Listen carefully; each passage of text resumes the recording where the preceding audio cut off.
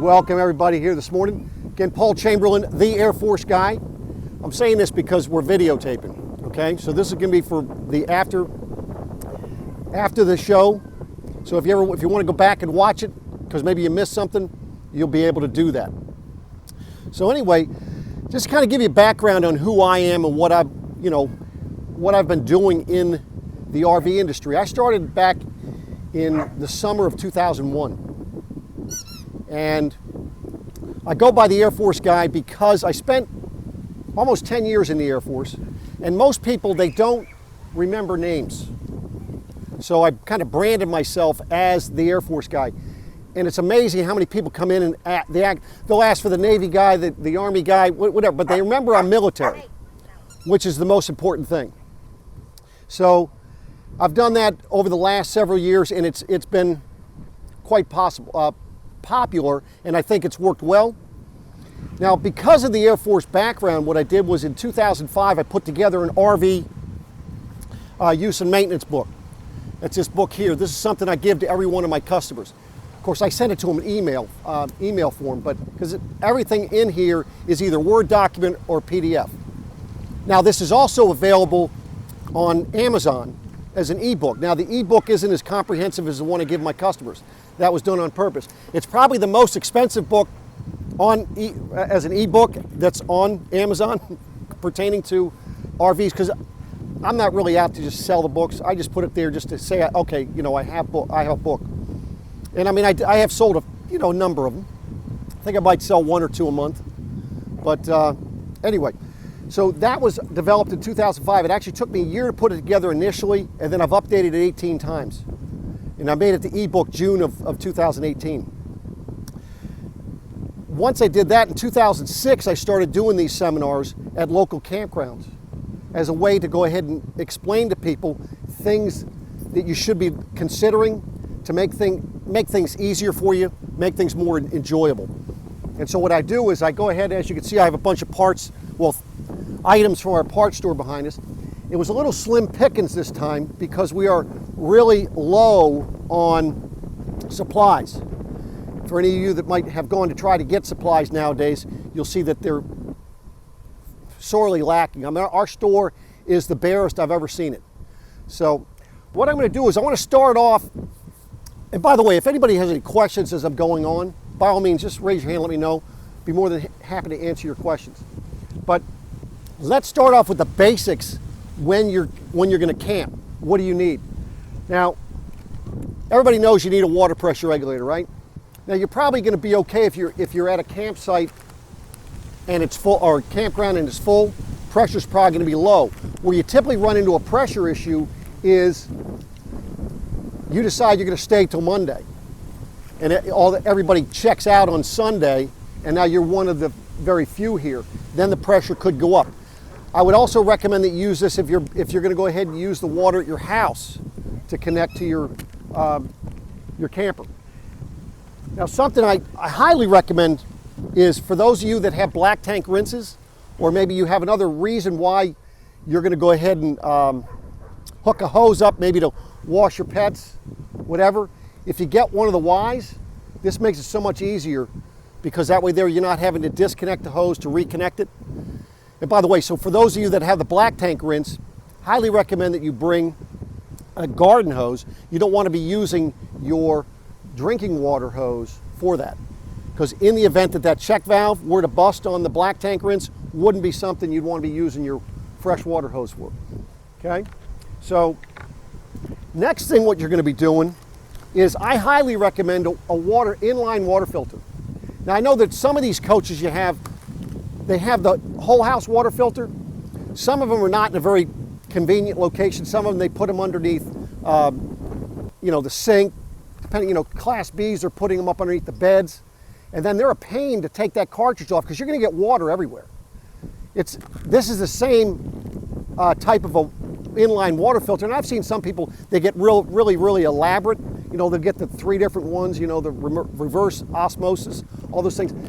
My thing is, I don't drink the water when I'm at a campground. I don't know if any of y'all do. Even though I'm filtering it, I don't. It's just, I don't want to have, if I'm camping and they're having a drought, I don't want to be pulling that stuff, because typically you're on an aquifer, right? In a well, and that water down there, once it gets low, you're picking up all that sediment and different things. I remember us watching, we had somebody trade in their camper. I don't know how it happened, but they pulled the plug on the water heater. The water came out green. I mean, so the water can get pretty nasty. By the way, the other thing, speaking of water heaters, highly recommend that you empty your water heater.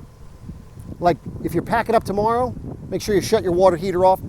Empty the water heater, take the plug out of it, and then put it back in when you get home. How many of y'all have ever, how many do not empty your water heater when you're camping, when you're done camping? Have you ever, now see, if you're using it a considerable amount of times, it's fine. It's when you leave your camper for weeks on end and it's sitting there not being used. Have you ever opened your faucet and smelled a sulfur smell? That's because of the water heater. What happens to stagnant water? It gets pretty nasty. So you empty your water heater and open your low point drains and then close them when you get home, would be my recommendation. Now for your water heaters, typically you have two different types of water heaters. I know there's some other more sophisticated ones, the Trumas, you know, and the Instahots and all that stuff. But typically you have a Suburban water heater or you're gonna have a Suburban water heater, and then you have an Atwood water heater. The Atwood water heater is the aluminum tank. The Suburban is the steel tank. So when you have the Suburban water heater, that's the one where this is what your plug looks like, and it's what they call an anode rod. And what this does, this is going to keep your tank from rusting.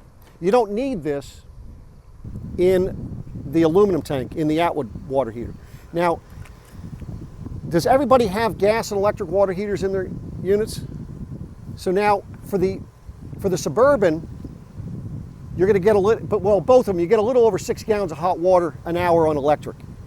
When you go to the propane side of things, on the Atwood, you get a little over 11. On the Suburban, you get a little over 10. And by the way, I'm talking about typically your 6-gallon water heater.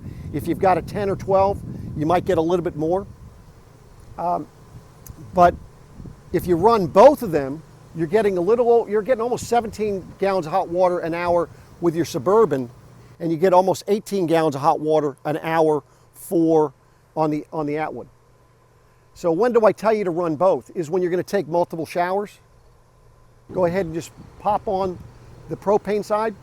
Now the thing you have to remember, before you turn on any propane appliance, I always recommend that you bleed the system, if you haven't already, by lighting the burners on your cooktop. Okay?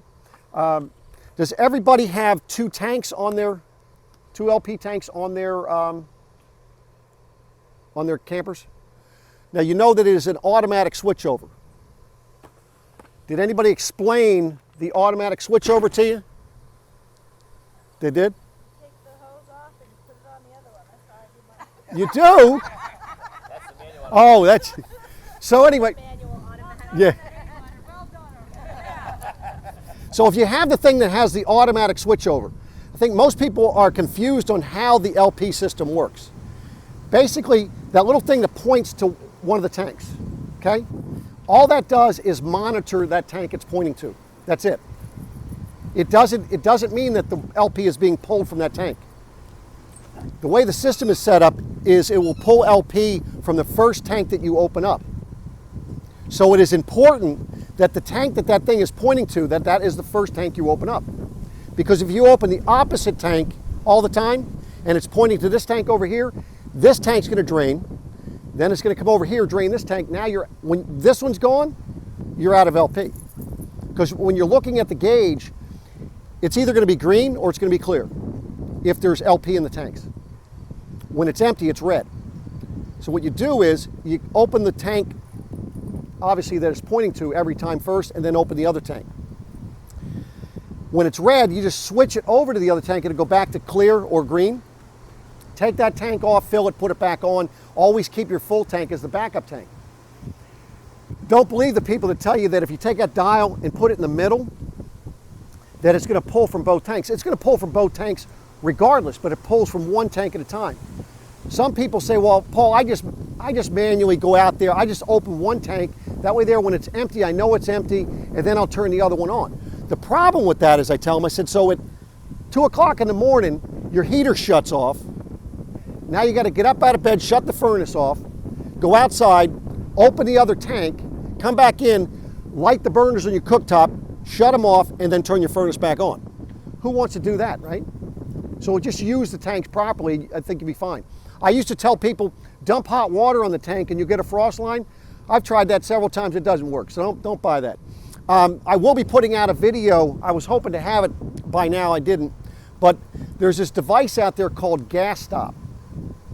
And you can put this on your LP tanks, and what it does, it will, in the event of a leak, it's going to shut off your propane so you don't lose your LP in your tank. But the other thing is it has a gauge on the top that will tell you if you're good or not. So now that's going to give you an added benefit. You don't have to take your cover off to look at the back side, because most people have the sensor for your LPs on the back.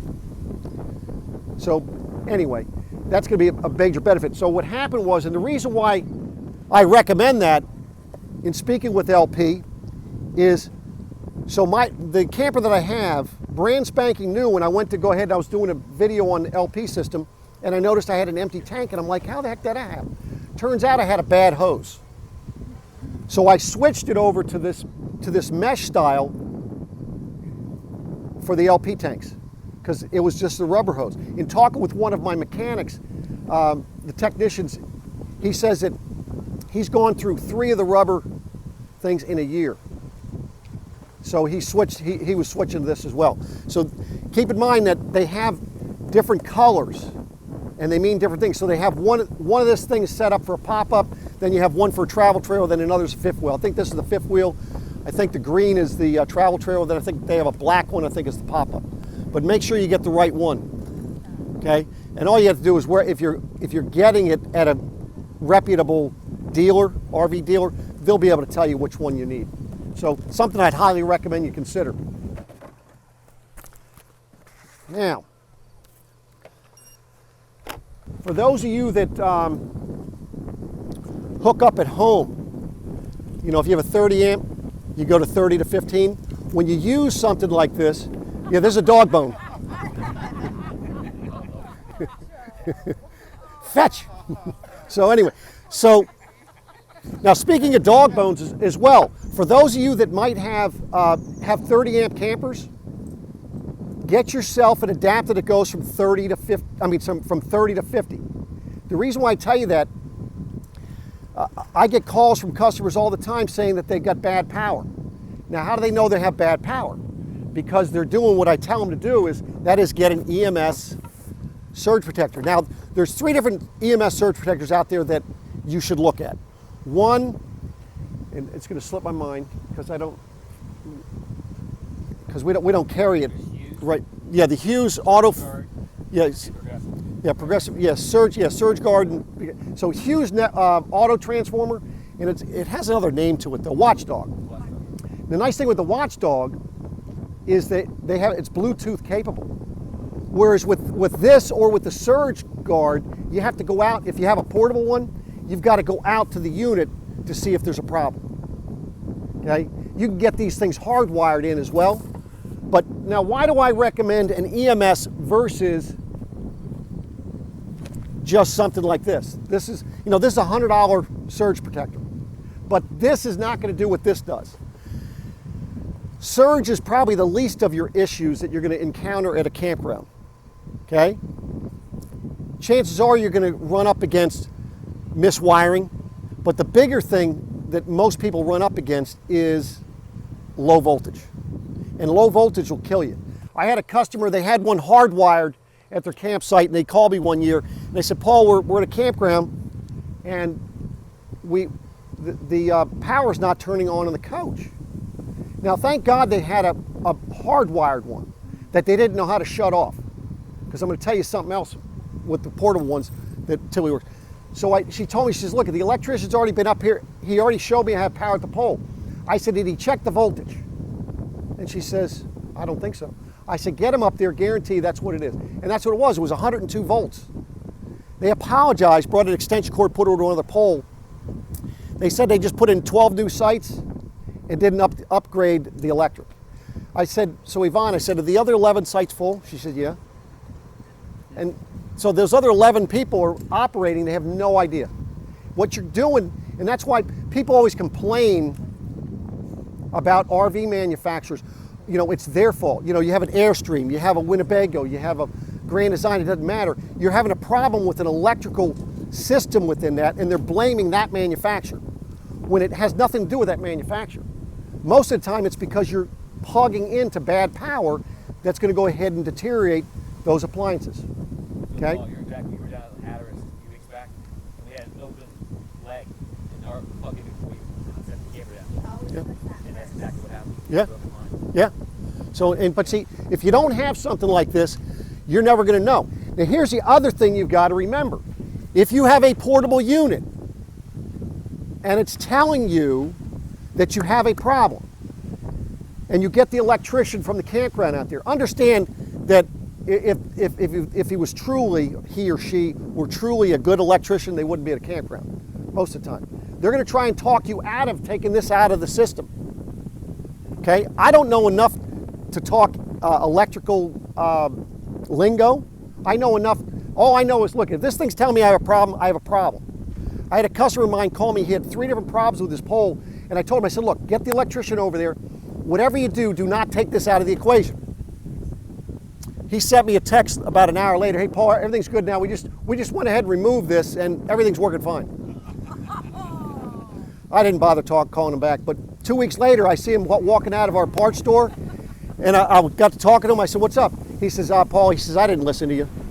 He says, my unit's over in service.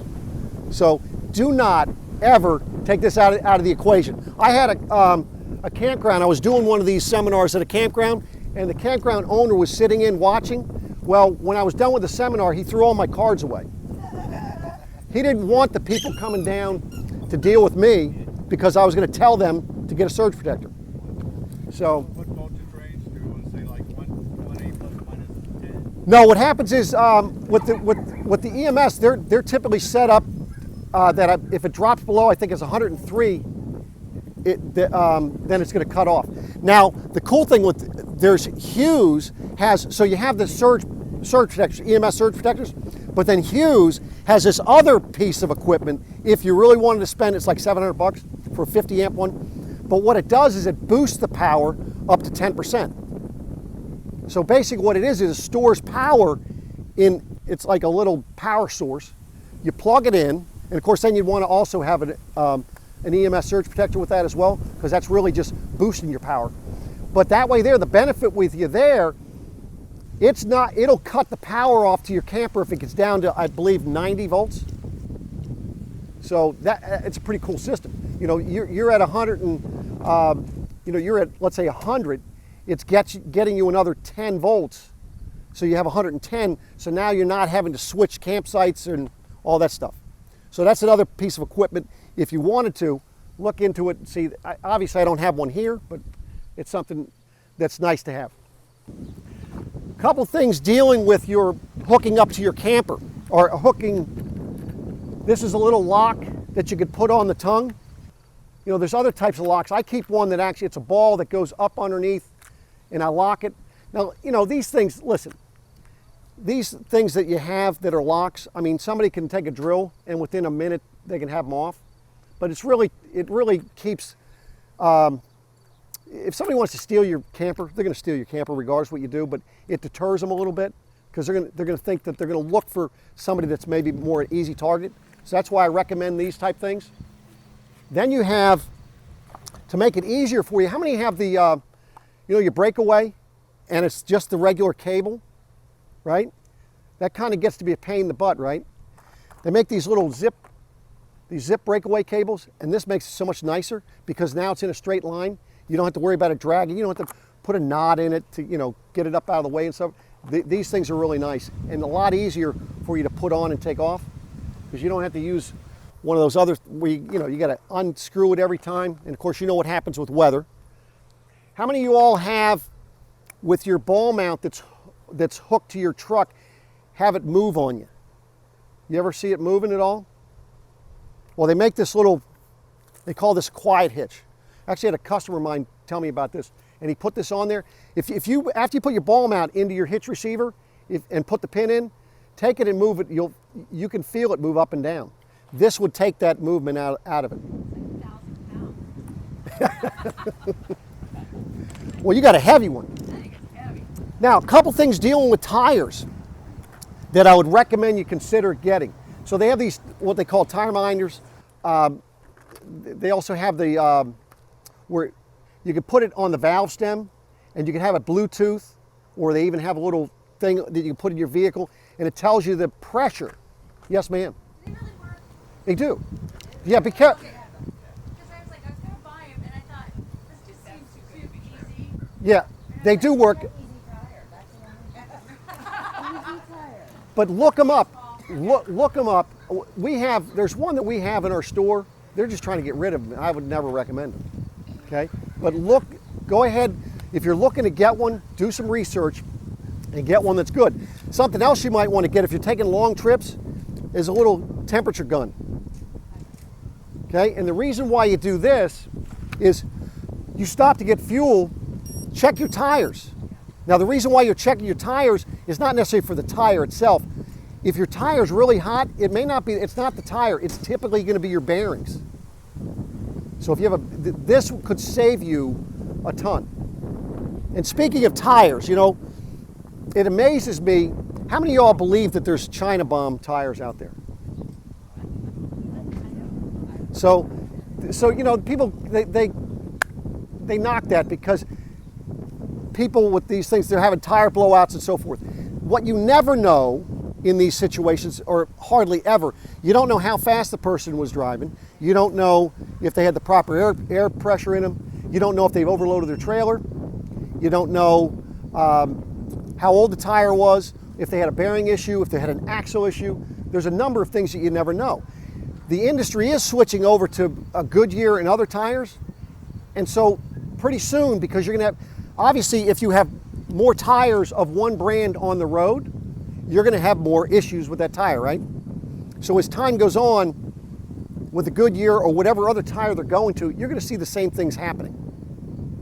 A lot of times it is driver error. What most people don't realize on your tires, on most of the smaller campers, is your tires are rated at 65 mile an hour.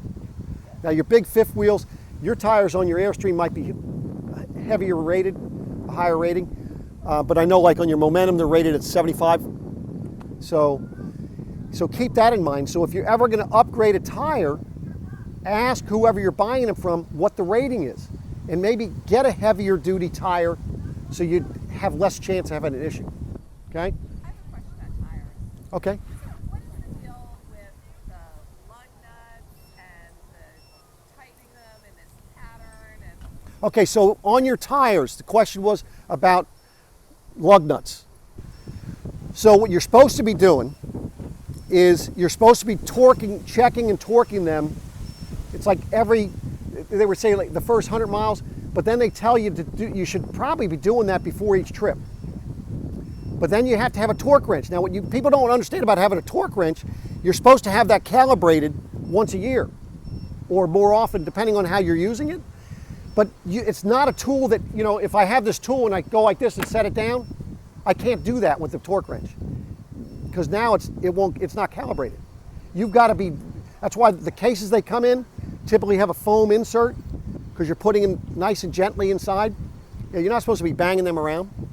So, but yeah, that's what you're supposed to do. And then the pattern that they do that's just so that you're getting it seated properly. how would one know that you're doing it correctly?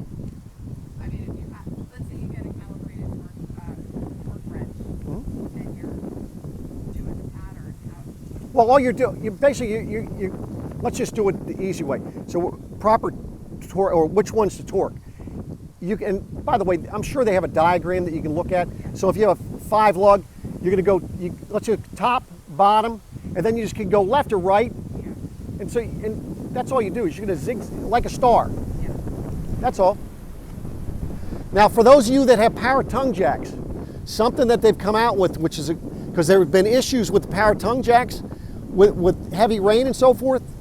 Now, I don't have one of these, okay, but I have heard people having issues with their tongue jacks because of water getting in them. That's what this prevents.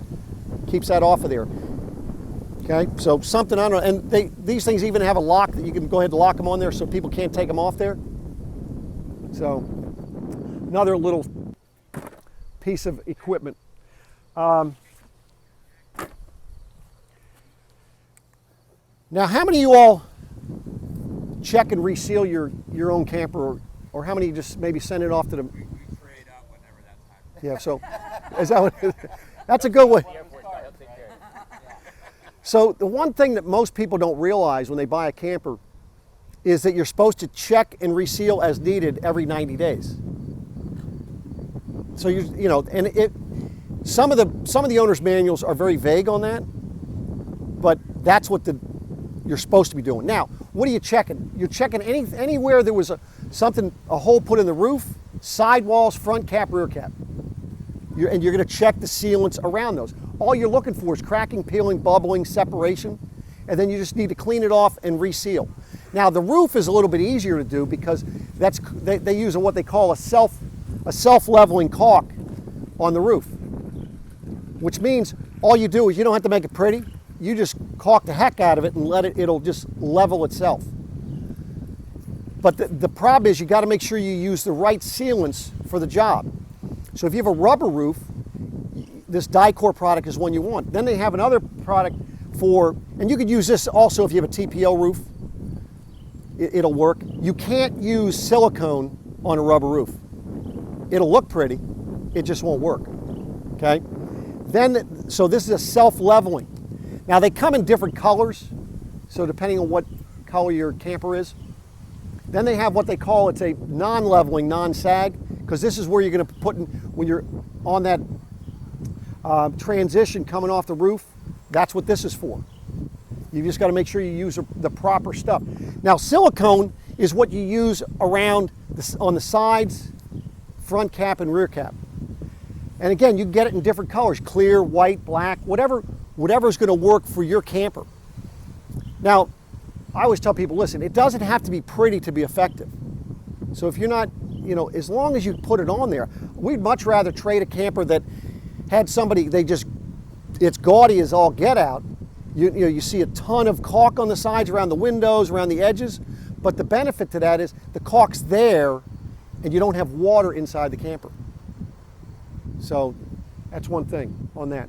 Now for lubricating things on your camper, recommend, so this is a power lube.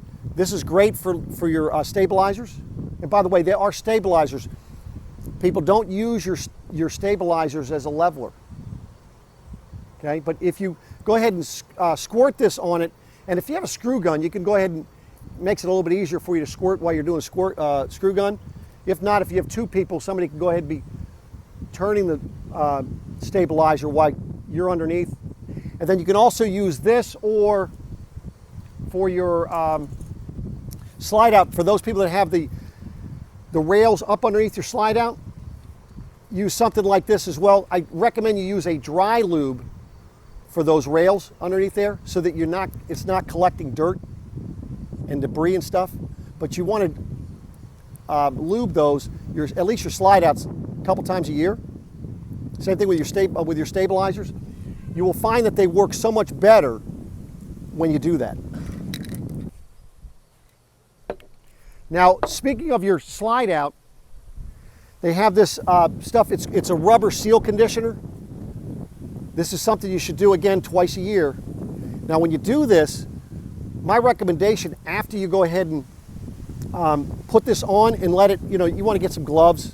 You want to make sure you get the foam on the underside as well as the outside of it. And then you wipe it off. Let it sit there for a day or so, then come back and use baby powder. Put baby powder on the rubber seals. What that'll do for you is now it's not going to stick when your slide's going in and out. You ever seen people that have the black marks on their slide out because of the rubber seals? That's because that rubber is sticking. Newmar's one, when we get theirs in, that's what they have. They have baby powder is on all their things, because you want to make sure that when you put your slide out, how many of you all, of course, who doesn't have slides? You don't have slides. You guys don't have, you have slides? No? So when you put your slide outs out, you want to go check that rubber seal and make sure that the flap is out, not tucked in. Because if it's tucked in and it's raining, water's coming in your camper. So something you want to. Speaking of things getting in your camper, there are different things that you can do to keep rodents out of your camper. Now, for those of you that have your electrical cord that comes up into the camper area, so it's coming in to plug in, or your water hose and things of that nature, you want to use brass wool in those holes to keep critters from coming up there. Because if you have a water hose, a cable, if your power cord's going in through a hole, that's a highway to your camper. Critters can just climb right up on and get in there. So putting brass wool inside that hole is going to keep them from coming in. I tell you, brass wool, not steel wool, because steel wool is going to rust. But the other thing you can do too is you can put Vaseline on your electrical cord or your water hose or whatever from the ground up several inches. That'll keep the critters from climbing up it. Now just remember, it's there when you go to put it away though. Otherwise you're going to have a mess. Now other things you can do when you're not using it, they have this rodent repellent. These are just packets, and you can put this inside your camper. Do not ever put inside your unit mothballs. Can't tell you how many times we trade a camper that's what the people did, because it's great at keeping critters away, but it just stinks to high heavens. You can't get that smell out. No, you can't. Now, I tell you to go ahead, if you're parking your camper like in one place, you could throw mothballs on the ground. That'll keep critters from bedding down underneath it. You keep them from bedding down, chances are they're not going to be coming in. The other thing, you can buy that 7, you ever see it at Home Depot or Lowe's? 7 dust. You can sprinkle that around. They also, you go like Tractor Supply, buy a dried blood. It's kind of like a fertilizer. You could sprinkle that around the perimeter of your camper. Critters will not cross that mark. So, so it kind of does the same thing 7 does. For those of you that have cats, you can take dirty kitty litter, put it in little plastic bins, and put it under your camper, like by the tires. That scent will keep rodents away. Then the other thing is screens over your, talking about your furnace, your refrigerator, your water heater. You can put these screens over it. Now, on the furnace one though, the furnace screen can affect the operation of the furnace. So what I recommend you do, if you're going to put screens over that, use zip ties. So that way there you can just snip the zip tie. These things come with a little spring-loaded thing to put them on, but they're a pain. I mean, it's okay when you're putting it on there permanently, but a zip tie, nice thing with a zip tie, makes it easy for you to put them on and take them off. Because I'd recommend on the furnace is take it off when you're going to use the furnace, and that way there you have the proper airflow for it. Okay? How many of y'all have ever had a problem with your black tank? Odors or things of that nature. How many of y'all have a black tank rinse? Everybody have black tank rinse? Flush, yes. So here's the thing with the black tank flushes that most people don't realize. When you go to empty your black tank, first thing you want to make sure is that the tank is full before you empty it. You know, if you're only going for a weekend and it's only like a third full, hook your hose up to that black tank flush, turn on the water, fill the tank. Keep in mind that your tank is only like yay tall because it's in between the rails, right? So if it's a third full, it's not going to have enough force to pull everything out. And that's what happened was this year, first camping trip out, I borrowed a used camper. The person obviously didn't do it properly, so what happened was it built up all around where the toilet dumped into the tank. It just built up a nice big mound there. And so the toilet backed up, okay? If you fill that tank up and then pull the valve, you're gonna do it, you're gonna have a much better, cleaner tank. You're not gonna have the issues. Now the other thing you gotta remember when you're doing this, I know what the little sticker says up underneath where you're hooking that hose. It tells you, make sure your black tank valve is open, right? I tell you, no, close it. Because otherwise you can't fill your tank. And that's not going to be enough force to clean things out. So what you have to do though, you've got to stay on task. And you go inside and you watch the level. And when it gets full, it's not like you got to go running out there. You got time, walk on out and pull it. Then when it empties, close it, fill it up a second, maybe even a third time to make sure that it's cleaned out. Now, if you're going to be using your camper again later on, you know, that season, go ahead and close it and throw a few gallons of water in there.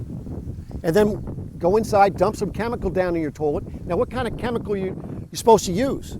My recommendation is this one here. This is what I use, Pure Power. Of course, you could buy kind of the same thing in drop, you know, the little bags or whatever and drop them in there. But this stuff, this is formaldehyde free. So it kind of looks like Kool-Aid. If you drink this, you're not going to get sick. It's not going to taste good, but you're not going to get sick. The other ones that you see out there, if you see one that says poison on it, that's one that they have formaldehyde. Okay? If you've ever used formaldehyde type chemical in your camper and then switch to this thing, this is not going to work for a while.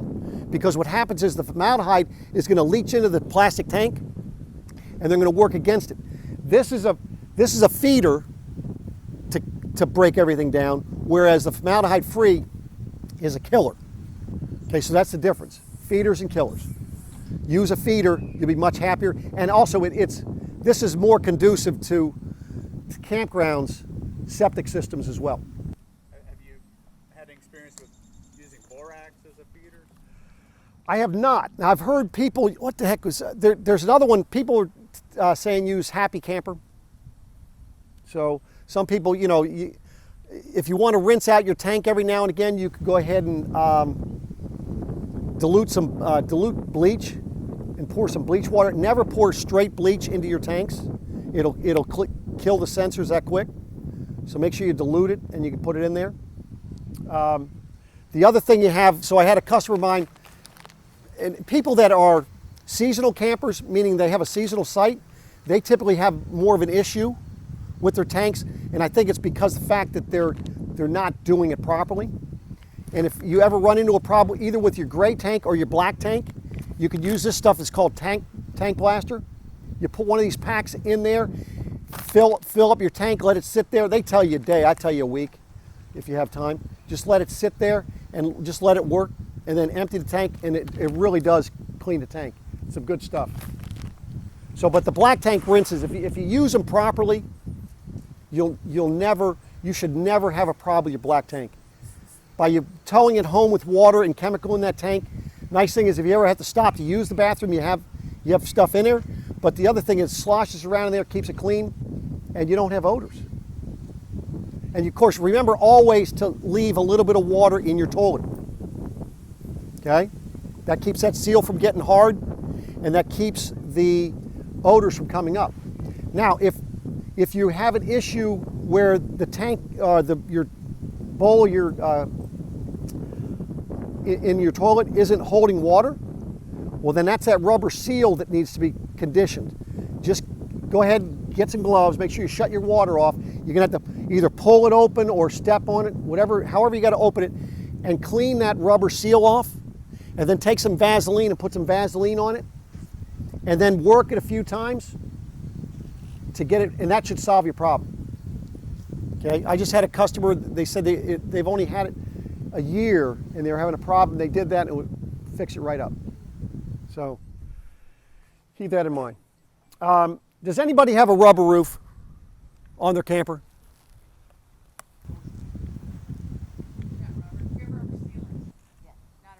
Yeah, I was gonna say, you guys are, yeah. Anyway, so. We just haven't Yeah. figured out if it's paint. Let me Yeah. go check. I'll jump. Yeah, go ahead. So, for those that have rubber roofs, of course, this is what I recommend: conditioner and a cleaner. It's a cleaner and then a conditioner once a year. Now, all the other times, regardless of what type of roof you have, I recommend that you use Dawn dishwashing detergent to clean your roof. Okay? Everything. Yeah. So now, for those of you that have fiberglass or you have the metal siding, this is the best cleaner out there. I mean, you can use this on Airstream as well. What you do is you buy it in a gallon jug. And what you're going to do with that is you're going to go ahead and you fill up one of these bottles 100%, and then you're going to use your bucket with just like you do a car wash and a brush and clean it. Then when if you have a tough spot that's not coming clean, you spray the 100% right on that and brush it or wipe it off. It's amazing. Never spray this on a hot surface. It will stain it. Now this also, how many of y'all have white on the bottom of your awning?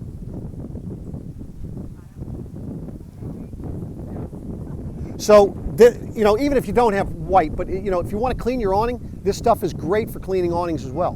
Because what you do is you're going to take, and awnings are a pain to clean, because as you're brushing, the awning's going up and down, right? But then if you have tough spots, again, just take this 100% after you brushed it, spray it on there, roll the awning back up, let it sit for about a half hour, bring it back up, brush it and clean it. You'll be amazed at how clean that awning can get. The fabric, right? Well, on your fabric, I probably wouldn't recommend it on fabric, but this is on vinyl. So, but this stuff is phenomenal. It's had a customer come in one time, and they told me they just washed their camper and they did the best they could. It was metal, and I looked at it. I said, oh. I took one of these bottles out with a rag, sprayed it on, wiped it off, and she says, "Can you do the rest of my camper now?" So, but.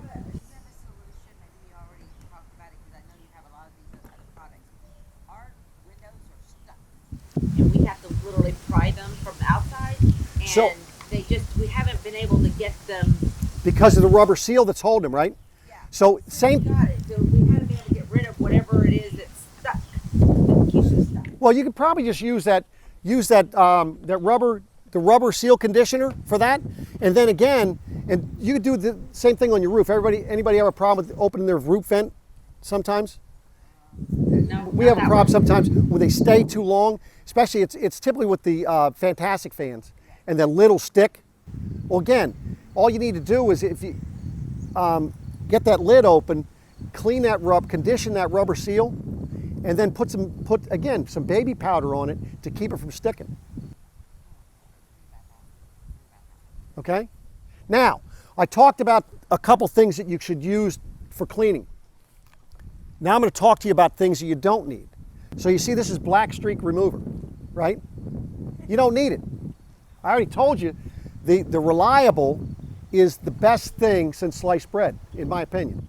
And I'll tell you, our detail department, I posted a picture on Instagram of a trailer I had a customer of mine trade in. It was a 1994, I forget what kind, but it was a metal stick and tin type trailer.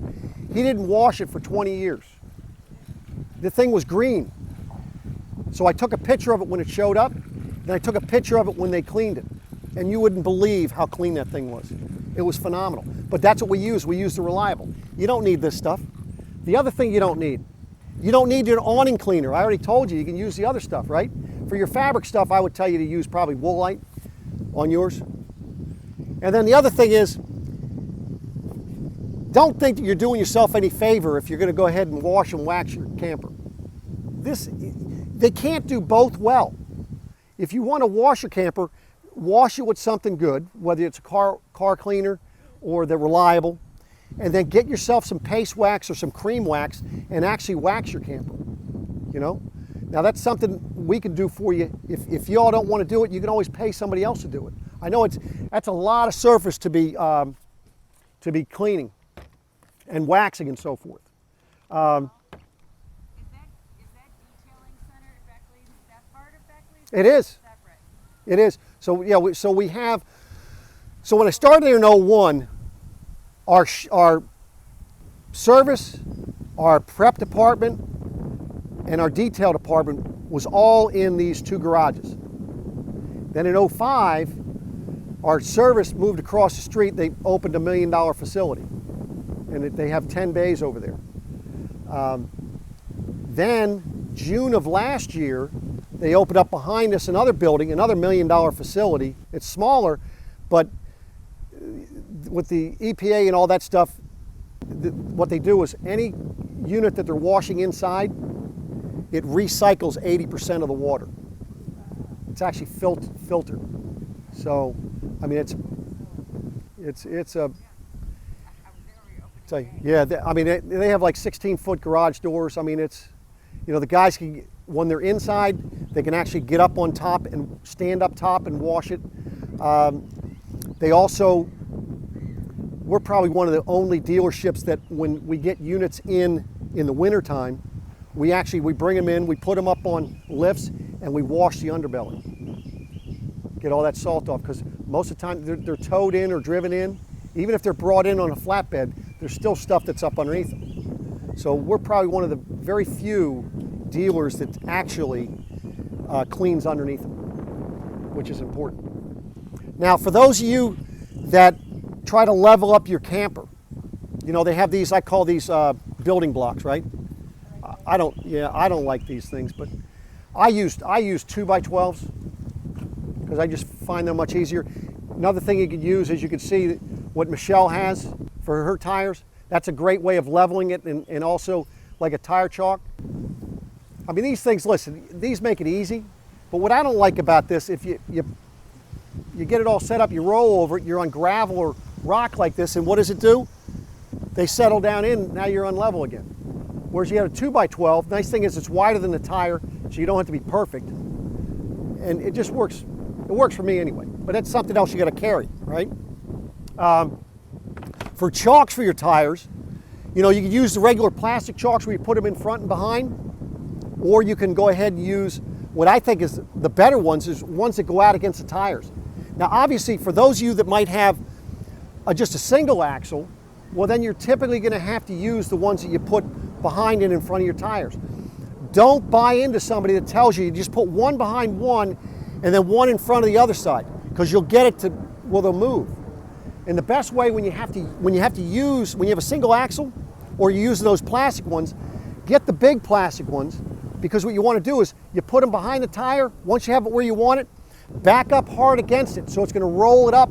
That way when you put the ones in front, now they're nice and tight. Because what's going to happen is, chances are your tires are hot when you get to the campground. So they've expanded. So now as they cool down, they're going to retract. So if you just set them there, what's going to happen is your tire's going to move. So you're going to feel movement when you're walking through your camper. Less movement if you have those tires solid together. So just, how many of you all have a problem with things freezing in your freezer? I mean, not freezer. Well, yeah, I hope they freeze in your freezer. Let me back up.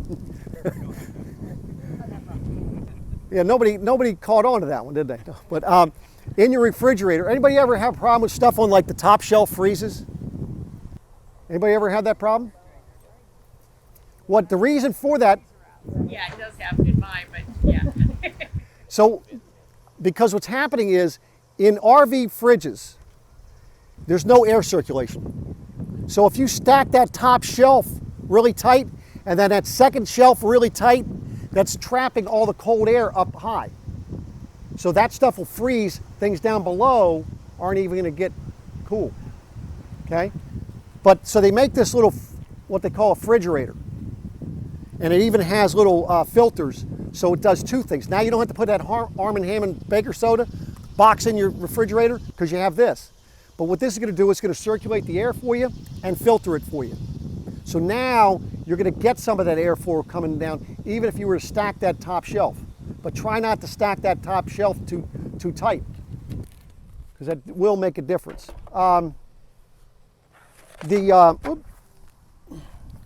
So everybody knows in your camper you have an LP. You have an LP leak detector. You have a carbon monoxide detector. Sometimes they're one and the same. And then you have a smoke detector. If yours ever goes bad, don't think that you're going to walk into Home Depot and just buy whatever they have. You have got to buy one that is meant for an RV. Because of the temperature disparities, you know, you're getting cold, you're getting hot, you need one that was made specifically for a camper. You cannot buy one just because it's less money and get one that's for a home and put it in there and expect it to work, because it's not going to work.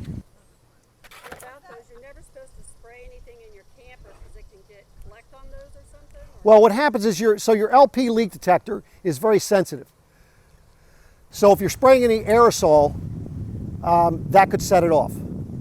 For those of you who have the dogs, if your dog is sitting next to the LP leak detector and lets one loose, that could set it off. I think you'll know the difference though, okay?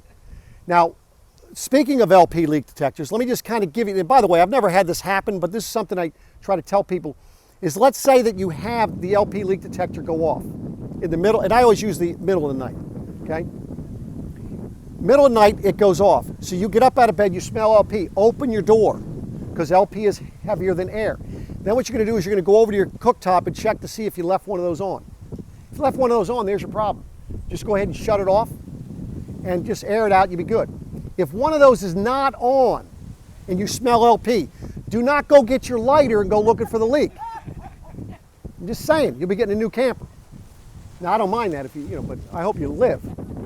But no, go out and shut off your LP tanks, and what you'll need to do at that point is you're going to need to get somebody to do a leak check. You know, it's either your refrigerator, furnace, your cooktop, or your water heater. So it's one of those lines. Okay? How many of you all do your own winterizing? Oh, go ahead. Huh? Doesn't matter whether you get, so it's mainly, it's your LP leak detector is going to probably, it's going to be specifically made for RVs anyway. But typically your carbon monoxide or a smoke detector, those are specifically for RVs you have to get. You can't replace that with a homemade, if you have a CO detector for your house, don't expect it to work in your RV.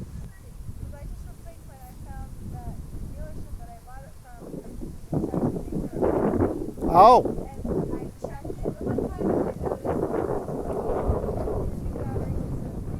Okay. So, okay, well, now you can check, right? Oh, it is? Well, so over time, within a short period of time, it will defect. It'll be defective because of the temperature disparities. There was something, the Recreational Vehicle Association actually came out with a memo for that. It was like 2 years ago. Apparently that was an issue. I don't know if there was a manufacturer that was putting those things in RVs or why they came out with that, but I just happened to see that. I guess. Yeah, just do that then. Yeah. Makes sense. So, but yeah, anyway, so I hear things and I know enough to be dangerous. I don't claim to know it all yet. Always learning things. Like for running the air conditioner. How many of y'all leave your air conditioner? When you run your AC in your RV, how many of you all have the fan in the auto mode?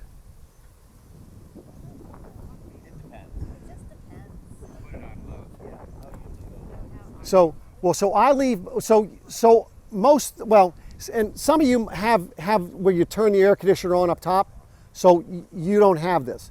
You have to have a thermostat, and the thermostat typically will have, you could have a button that has on, so it'll be on high or low, then it'll have auto high and low for the fan. That pertains to only when you're in the air conditioning mode.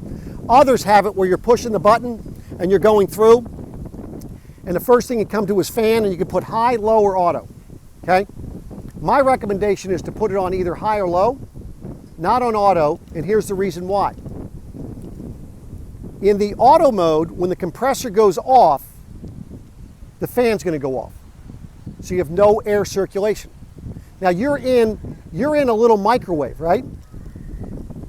You have no airflow while that compressor's off.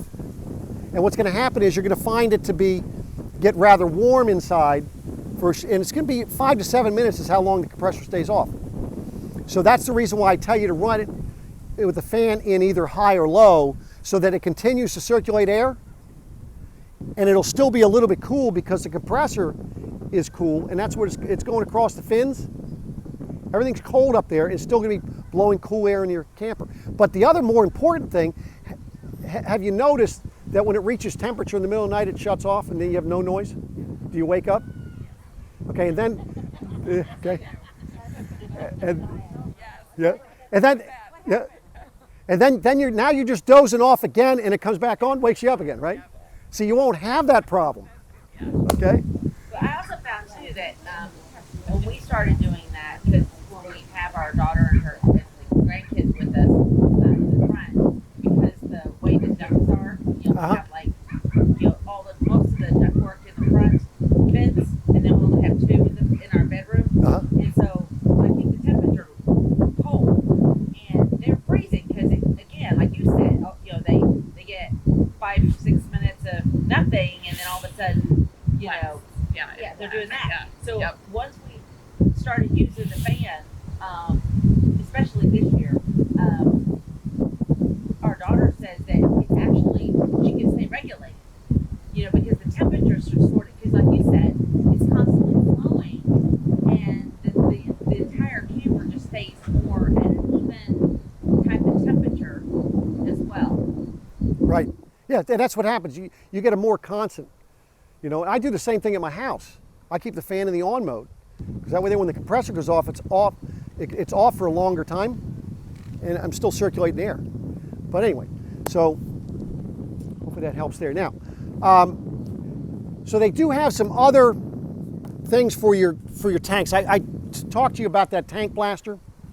Well, Thetford also makes, they call it level gauge cleaner. Kind of does the same thing. And typically what I do with these things here, if I ever use them or recommend them, I tell people, listen, if you're going to use this, put half the bottle in your gray, half in the black, and fill it up. And of course, they do recommend with these that you either drive or tow your trailer to let it slosh. They tell you fill it about halfway and then drive and let it slosh around. Whereas the tank blaster, you don't have to move your camper. It'll actually work by itself. Tissue digester, same thing. This would be for your black tank. And then there's also something, I'd recommend you do this on an annual basis, is your drain valves. Lubricates the drain valves. You just pour this down your gray tank and your black tank, and just follow the instructions on that to lubricate those, so that way there you're not getting them freezing up on you. Now, speaking of that, and unfortunately I didn't have it in our store, but they actually make, and I thought this was a great idea. You ever see the connection that you can put on where your sewer hose goes, and you could hook a hose to it and sprays up there? Some people use that to rinse out their tanks. Well, it doesn't do a very good job. So what they did was they came out with one that actually has a valve that you can shut off. This side of where you're spraying the water in. That's also something that's nice to have to clean off your valves. So you have that water going in there, and you can open and close your valves to get any debris that might be in there. Because how many of you all go ahead and empty your tanks, you put the cap back on, you go home, the next time you're out camping, you open that cap and there's stuff coming out, right? Well, so the beauty of that is, that's the other thing with that, is they actually have where you can put that on and leave it on there, and it's a second valve.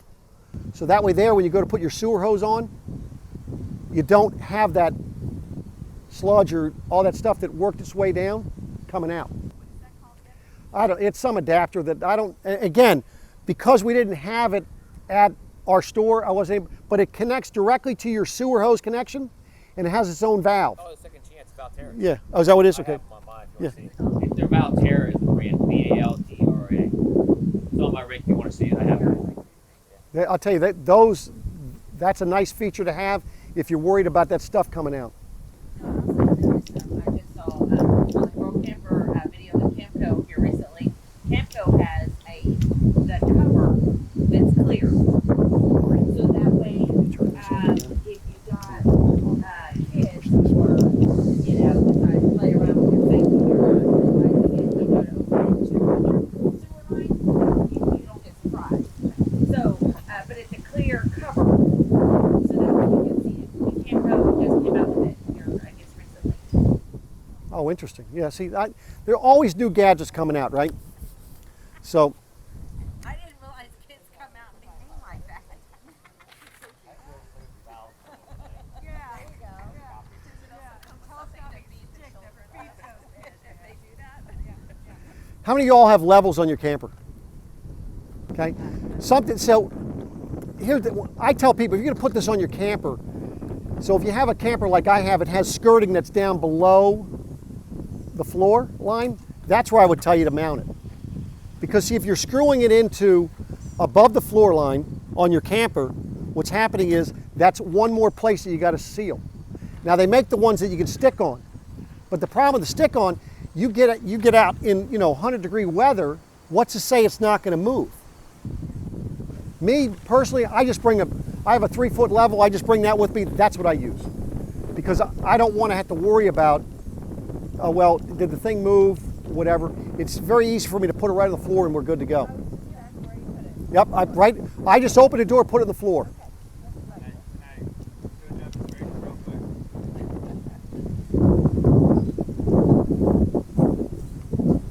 Best leveler in the world. Go inside, put it on the table, it just rolls whatever direction that I can level. See that? Easy to store. See that? I'm telling you, you learn all kinds of things from people that actually camp. How many of you all do your own winterizing? Y'all do it your own? Now, most campers of today already have these things on them. So what you have is, this is a water heater bypass. This is something you hook to your water pump so you can pull the antifreeze through. Most of the newer campers, if you're not buying a camper that's an entry-level camper, and even some of those still have this stuff, but some of them might not have these. So they do make these things. So if you want to bypass the water heater, you can, and then of course for the water pump, so you can pull the antifreeze through. Now, a lot of people don't understand when you're winterizing it. I'm just going to kind of walk you through the proper way to winterize. This is how we do it. We're going to be blowing through, we're getting an air compressor. You want to keep it maybe 30 psi. Some people will use your water pressure regulator to do that. That way there you don't overpressurize it. But if you keep it about 30 psi, you blow out the water heater first. So you're pulling the plug out, you blow that out. When you're done that, then you're going to bypass the water heater. So we're using air first. Then you're going to go through each sink, shower. Don't forget your outside shower, water heater.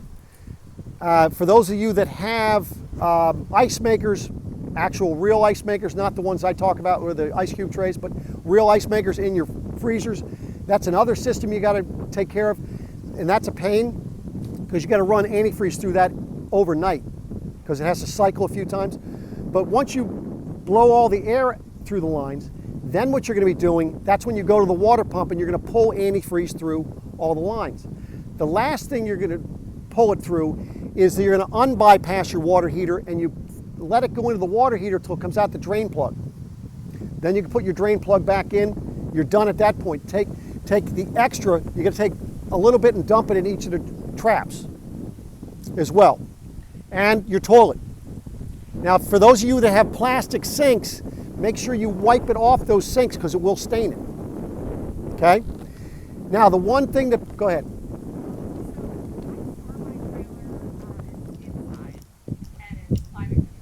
Then you don't have to do anything.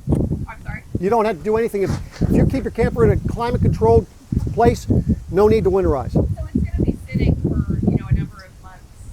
Aren't there things I should be doing just to make sure, like, the seal of the toilet doesn't dry out? Or Keep water in it. keep water in it, and then anything else? I mean, drain the hot water heater? Well, I would again, drain all your, if you, just to keep it so that you don't have water sitting in the system, Yeah. you can blow it out. Just drain the whole thing. Yeah. Do that. But now this is something that people forget. You have a city water inlet and then you have a black tank rinse, right? You need this little hand pump and you need to pump some past those check valves. Otherwise they could leak. And the problem with those, when they leak, it's on the inside of the wall. So it's going to be inside your camper. Some people will tell you just go ahead and take a screwdriver and just hit the, take the screen out and hit the plug so that it comes back out that way. Well, you can damage it that way. This is the much easier way, but don't forget about your black tank rinse. Put some past that as well, okay? And then before you did that, if you wanted to rinse out your water heater, This gets that gunk out of it. But see, if you're using the inline water filter, like I was telling you, less chance you're going to have buildup in there. You're going to filter that stuff out. Now somebody might say, well, Paul, how am I supposed to blow the air through? And they make this little plug that'll go on your city water inlet, and then you just put a hose to it, and then that's how you blow that thing out. Yes. If you have an in-camper water filter, you gotta make sure you take that off too. Right, and so that's another reason why I say, yeah, the canister, and so the thing is with that though, if you don't ever, I tell people to go ahead and take off that canister and there's a plug that goes on that. Of course, yours is in a pretty good location though. Yours is out, it's the well, which makes it a lot easier, but ones that have it on the inside, I'll tell them to take that thing off and then, just leave it plugged up, or don't put the filter in it. And then what you got to do is, that's going to be full of antifreeze when you go to winterize it. So you're going to have to account for that, because that's a pretty big jug of water or liquid. So, but yeah, that's something you need to pay attention to for sure. How many of y'all have covers for your vents on the roof? These things work awesome, I'm telling you. So you have, as you can see, I have 3 different styles here. We've got the standard. This is what they call Max Air 2, and then this is for Fantastic fans or Max Air fans. It's important that you use the right one. So this one or this one here can be used for a regular standard vent, or the one that has a small vent fan. If you're going to be going up to the one that has the big fan, the Fantastic fan, the Max Air, you want this. They either, some of these will say Dometic on the side, some say FanMate. You want the larger one. The reason for that is the amount of airflow that it pulls through. You need the bigger area, the bigger surface. If you were to put this one or this one on here, over time, you're going to burn up that fan motor because it's not allowing enough airflow to go through that. Now, why would you want something like this? The benefit of having these is that you're going to be able to now use the fan or use that vent when it's raining. You're going to be able to go ahead and leave the vent lids open when you're storing it. But another thing is, how many of y'all had your camper in a hailstorm? Anybody have a camper in a hailstorm? There's a possibility if you're in a hailstorm, it'll crack the regular lids. This is a much tougher plastic than the lids that are on the roof there. So always carry duct tape with you, especially if you're going out west, because duct tape is a miracle. So I was telling you last night about some gloves that I picked up. These gloves here, I picked these up at Tractor Supply. These are great to have. I'll tell you, they're rubber, they're easy to clean up. You can use this for all different things. And I'll tell you, it makes a world of difference when you have these, because your bare hands, as we get older, obviously your skin gets a little easier to cut and everything else. These things work great. Today, now I took this off, but for your awning, how many of y'all use ratchet straps or something for your awning? Anybody use anything? So I use these here. I call this a rope ratchet strap. The nice thing is it's so much easier than a ratchet strap, because all I'm doing is I push this button in to extend it. I'll go ahead and attach this to either a picnic table, and then attach this up on the arm, and then I just pull it here. And I'll tell you what, it works wonderful. It's a little windy today.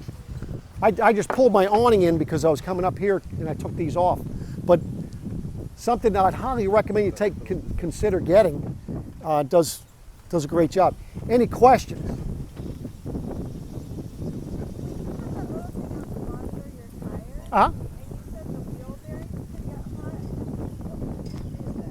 Well, at that point, what you'd want to do is have somebody. Here's the thing for your wheel. The question's about wheel bearings. How would you know if you're checking the temperature?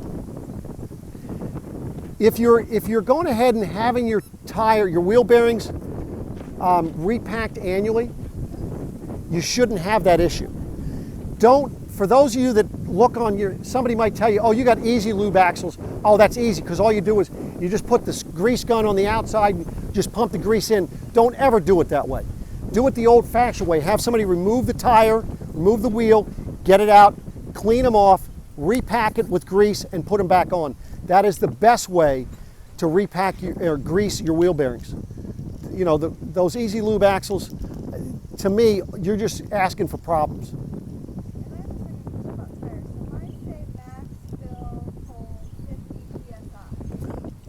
Don't go by that. Okay. You go by, so she's asking about tire pressure and what she should set her tire pressure on. So on the side of, on your off door side of the camper, there's going to be a tire sticker. That is also going to tell you how much cargo carrying capacity your camper has. It's also going to tell you what tire pressure to set your tires at. And that's your max fill. Now, has anybody weighed their camper? So, yeah. So if you weigh it to kind of find out, you only need it at max pressure if you have it max filled. You know, understand the benefit of having the max air pressure on it, less resistance on the tires, so they're not going to heat up as much, right? Which means you're going to get better fuel mileage.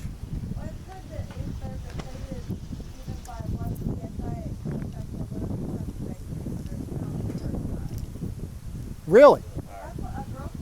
Okay. Yep. Right. Yeah, so if you just fill it up to your max pressure, it's going to be the most effective way for you, even though you're not. Correct.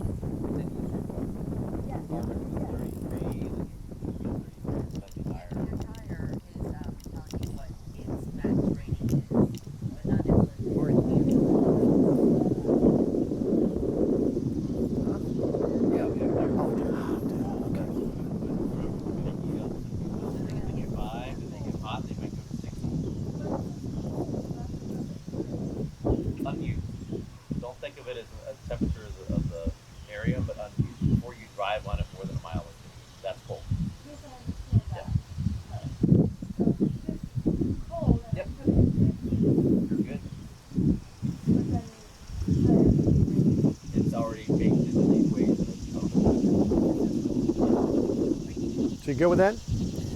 Any other questions? Yes? Do trailer tires have to be rotated? They should be, but so, you know, so with yours, you're going to be rotating them side to side.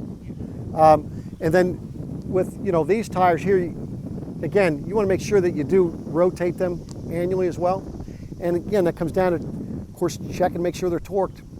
But the benefit of you rotating the tires as well, I mean, we see a lot of campers that their tires are worn, you know, and you could have an axle issue. Of course, it could be an air issue. There's a number of different things. So by rotating them, you're going to keep a better eye on them, I think, as well. Any other questions? Came down here Thursday night. My wife showed up yesterday. And what So did you drive? I drive her car. And what did she drive? She drove this. Oh, what does she normally drive? No, when you come down there, so you drove the trailer down with her car and then Yeah, then she drives my vehicle. Yeah, she loves driving my vehicle now that I have it wrapped. And are you the sales guy or are you the owner? I'm just a sales guy. I'm a lonely old sales guy. You know, but I see that and that's the difference with what I do, is I feel that what's lacking in this industry is people that are in sales positions that don't educate the consumer. And so I'm more of an educator than I am a salesperson. I'm very laid back. I'm not one of those high pressure guys. To me, listen, if you're buying, great. If you're not, okay, no big deal. And you give me your information. You know, if I get a chance sometime, I might give you a call, but I don't have time to call people back. It's crazy, you know? So, but that's, you know, that's the way I do things. And what we like about you is that we have a minivan and the tow capacity is 3,500. And of course, another dealer told us, oh yeah, you can tow a pop-up, but you were so honest with us. And you know, you wouldn't chance it, and so, you know, we went out and bought a used truck. And then Right. you got a bigger camper. Yeah. Well, that's one thing I do. So Tuesday nights at 8 o'clock, I do a YouTube Live. And the first Tuesday of the month is RV Trivia, where I'm asking questions. So this is when I ask you all questions to see if you guys know it. But then the other times, I'm answering people's questions and talking about things that I see that are going wrong in the industry or maybe that people need to be educated about. But that's one of the biggest things that we see happen all the time is that dealers don't, they won't tell you that your vehicle can't tow something. We're adamant about that. You know, you might have a vehicle that can tow it, but maybe the tongue weight's too heavy. You know, those are things. And I see the other thing that people, I just saw a customer of mine, he went and bought from somebody else. He had an F-150 towing a 35-foot long trailer. They sold him, instead of upgrading his equalizer bars, which would have gave him sway control and weight distribution, they sold him a new setup with just weight distribution bars and gave him a friction sway. Friction sway, although it's not worded this way on the owner's manuals anymore, but years ago they used to have it on there. They're made for trailers that are 24 foot or smaller with a tongue weight of 350 pounds or less. Okay, so I always tell people, you know, I have a 22 foot trailer, but the tongue weight is over 400 pounds. That trailer, we do not put friction sways on. We put a Blue Ox, weight distribution, sway control all in one. Because that's what you need. A friction sway you can't back up with. Well, people say they do, but they're not putting it on right, if they are. And all it is two brake pads holding a piece of metal. And it slides in and out as you're turning. So we do the right thing. Yes, it's more expensive, but I think a lot of dealers, the reason why they do that, because that's some people, they don't want to spend $900 when they could spend $500 and get something that's really not going to do the job, though.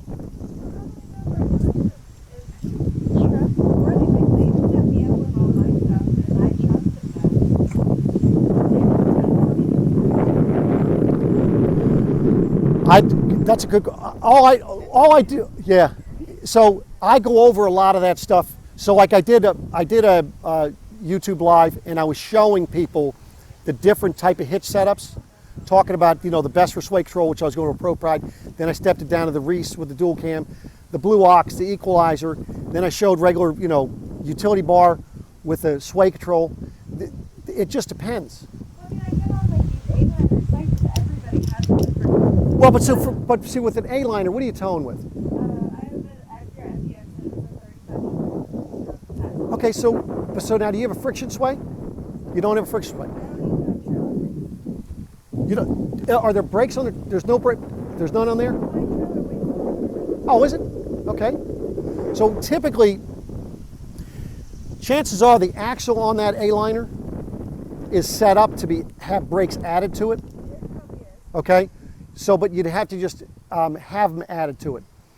Being that it's over 1,000 pounds and you're pulling, and I think if you checked your owner's manual, you would see in your owner's manuals, it's going to specifically tell you that if you're towing something over 1,000 pounds, you should be towing something with brakes. So, it's something, what year is your A-liner? 2011. It's something you might want to look at doing, is having that. Now, if you don't want to have a brake controller put on what year is your MDX? 19. Okay, well, so that's right. You get a wireless brake controller. That way there it goes in.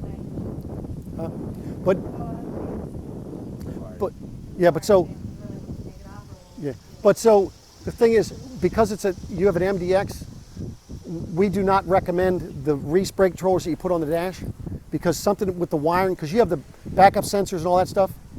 Yeah, so unless it was pre-wired for one, it wasn't. So then what I'd recommend you get yourself a wireless brake controller, and that way they're Bluetooth, and it just works from your phone.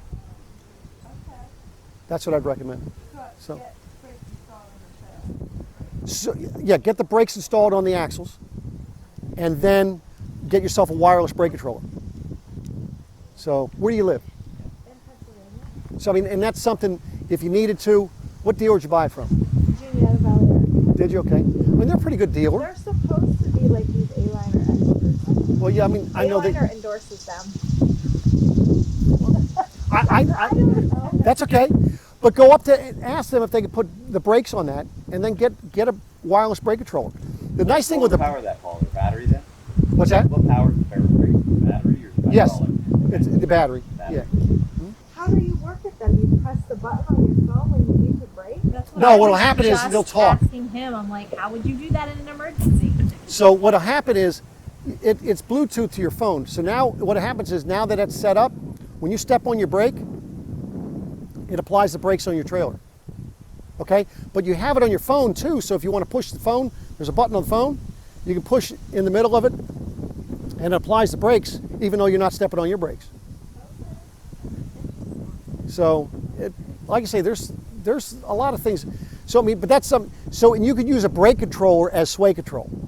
Now, because you do not have a brake controller, for what you have, I would highly recommend a friction sway.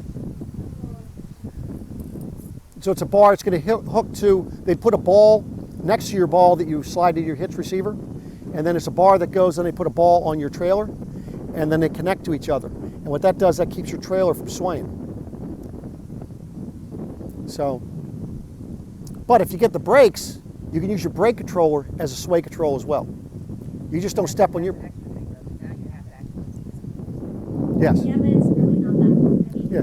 Just because it would be wireless, she can just push her button on the phone. I'm so confused. Now you told me I push the brake pedal, or I press the phone, or I can do one independent on the other. No. So it's either your phone or the brake down here. That's it. The brake down there would work with the